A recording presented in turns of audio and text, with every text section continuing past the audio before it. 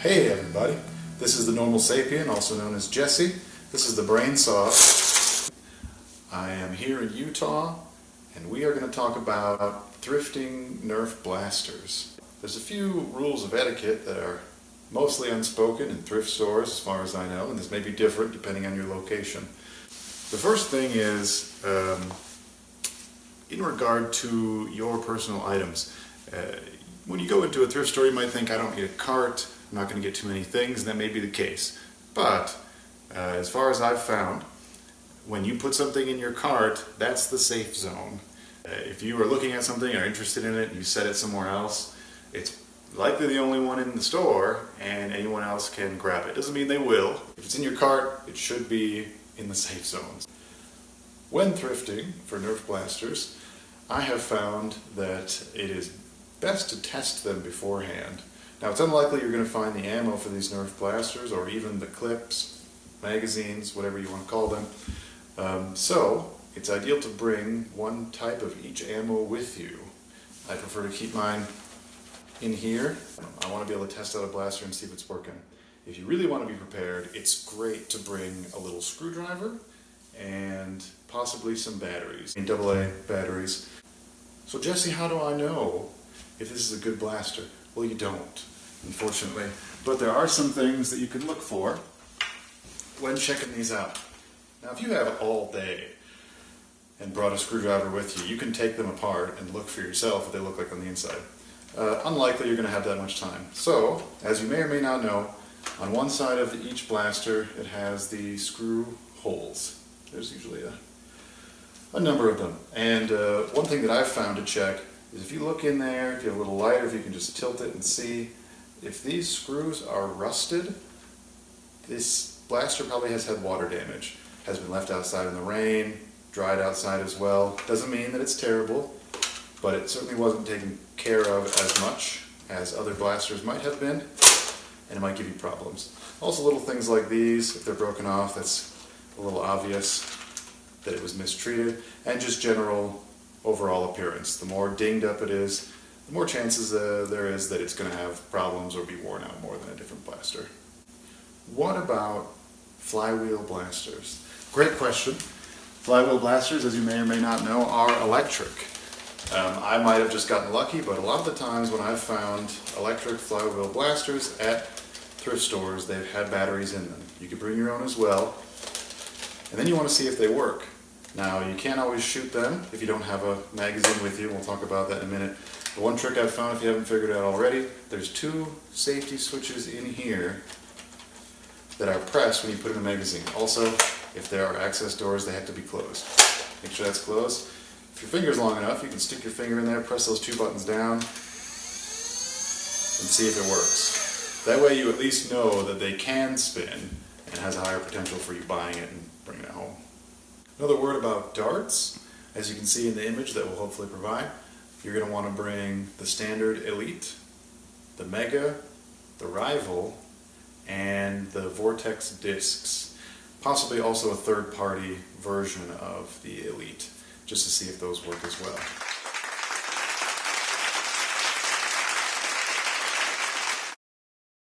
One other thing about darts, not just darts specifically, another rule of etiquette for thrift stores is to just generally be friendly. When I go into my local Deseret Industries, they refer to me as Nerf Guy. They literally call me that, at least a couple of the employees. And last time I went, when he saw me, this person that calls me that, said, "Hey, Nerf Guy, come over here." He brought me into the little collectible section where it's glassed off and locked, and he opened it up, pulled this out, was like, "Hey, check this out." Didn't even ask if I wanted it, just wrote the ticket and handed it to me to get to the cashier. And I did want it, $5 for 75 darts.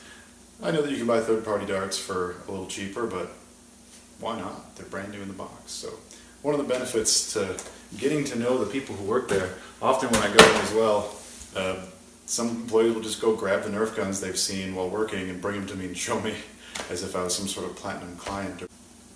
About magazines, you don't have to bring a magazine. I would recommend bringing a little something, just if you can. I don't always, because sometimes you can just open up a magazine-fed blaster and shove a dart in there and try it out. But if you want to bring a magazine, a nice small 6 round magazine is easy to carry. A word about magazines in general, whether they're rival magazines or the Nerf Elite style magazines of various types and sizes, or the drum magazines. Now I don't have the magazines for the Vortex blasters that keep discs in them, but those as well. As a general rule, if you see a magazine that's bigger than a 6 round magazine, probably just buy it, because they're way cheaper to get used and they more or less last forever if you're not terrible to them, and they're just great to have extra ones. What about these? These are attachments for Nerf, especially after the Modulus line came out, and before and after.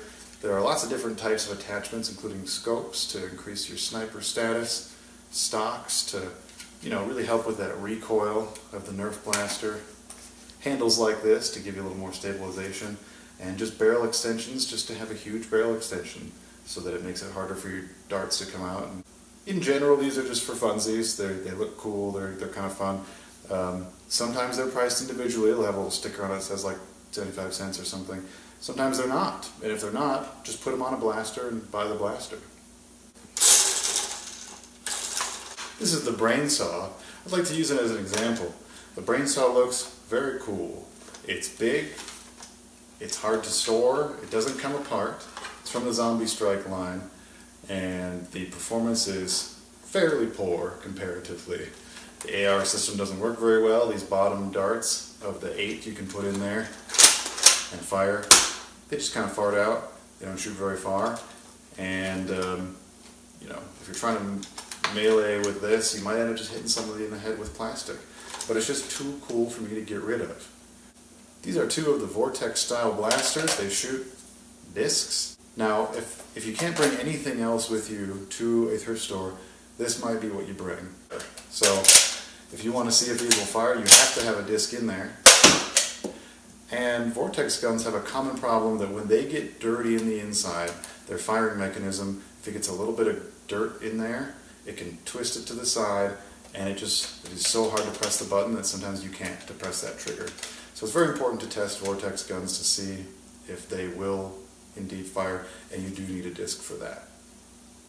A couple of last thoughts from the normal sapien about thrifting Nerf blasters. May be obvious, but don't shoot people in the store while you're testing these blasters. Try to find an empty lane, maybe shoot into the clothes. It's a good way to do it. Another thing to keep in mind, generally the toy lane is full of kids. People bring their kids, they play with the toys, and I kind of try to prioritize them because toys are more so for them, not entirely, but I don't shove people out of the way or stay in the way too long if kids are checking things out. Also, people might think that you're a weirdo if you're in the aisle with all just the kids looking through the toys, but it's part of the game.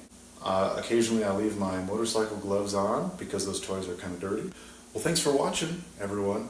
Happy thrifting to you. I hope you enjoyed as much as I do. Good luck. And if I missed anything or you had any questions, throw them in the comments.